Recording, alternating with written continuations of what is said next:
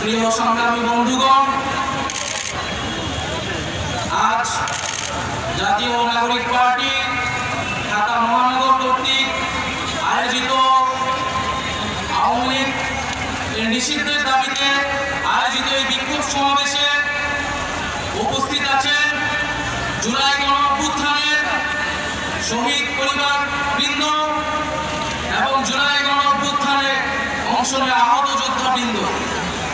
আর উপস্থিত আছেন জাতীয় নাগরিক পার্টি এনসিপির সংগ্রামী সদস্য সচিব, সংগ্রামী মুখ্য সংগঠক বৃন্দ, সংগ্রামী মুখ্য সমন্বয়ক এবং কেন্দ্রীয় নেতৃবৃন্দ সহ ঢাকা মহানগর এবং আশপাশ থেকে আগত বিভিন্ন পর্যায়ের নেতাকর্মী বৃন্দ। সবাইকে জাতীয় নাগরিক পার্টির পক্ষ থেকে জানাই সংগ্রামী শুভেচ্ছা এবং সালাম। বন্ধুগণ, আজকে জুলাই গণঅভ্যুত্থানের এই 9 মাস পরেও আওয়ামী লীগ নিষিদ্ধের দাবিতে, আওয়ামী লীগের নিবন্ধন বাতিলের দাবিতে আমাদেরকে রাজপথে নেমে আসতে হচ্ছে, আমাদেরকে রাজপথে কথা বলতে হচ্ছে। এটা আমাদের সামষ্টিক ব্যর্থতা বলে আমরা মনে করি। আমরা জুলাই গণঅভ্যুত্থানের প্রেক্ষিতে যে অন্তর্বর্তী সরকার গঠনে অংশ নিয়েছিলাম, সেই সরকারের কাছে আমাদের অন্যতম দাবি ছিল, জাতির কাছে আমাদের অন্যতম প্রতিশ্রুতি ছিল, জুলাই গণঅভ্যুত্থান সহ যে বিগত 16 বছরে যে ফ্যাসিজম স্বৈরাচার তৈরি হয়েছিল বাংলাদেশে, তার বিচার নিশ্চিত করা। বিচার এবং সংস্কারের জন্যই মানুষ রাজপথে নেমে এসেছিল। বন্ধুগণ, একটু পেছন থেকে ইতিহাসটা বলতে চাই।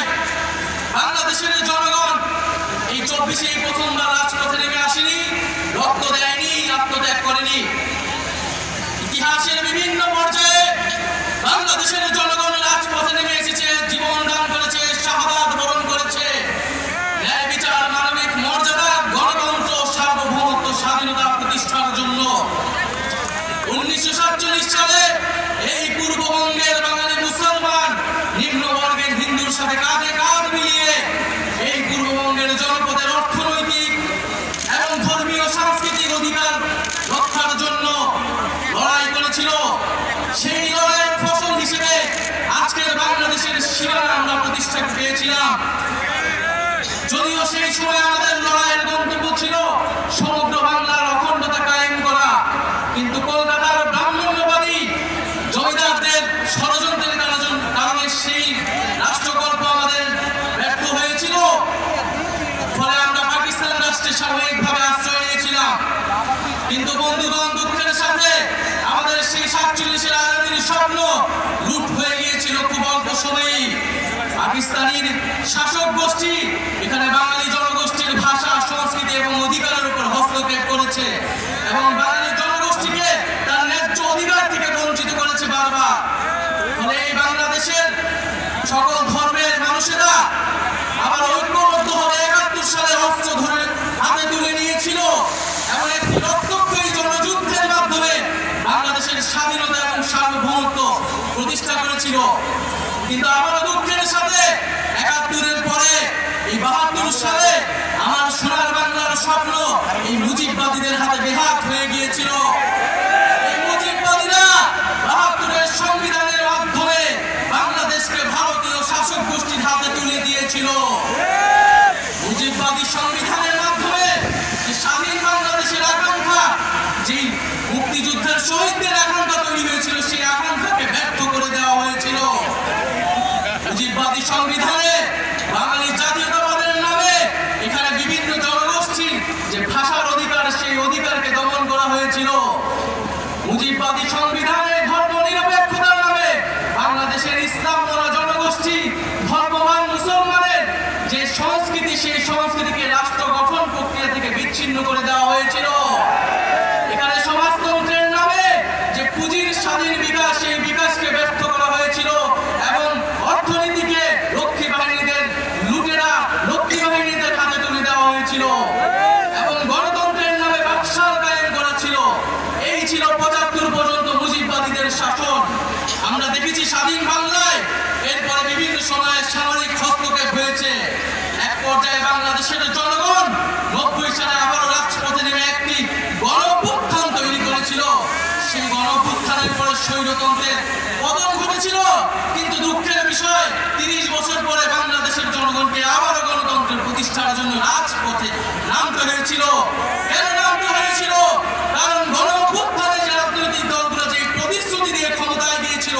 সেই প্রতিশ্রুতি তারা রক্ষা করেনি।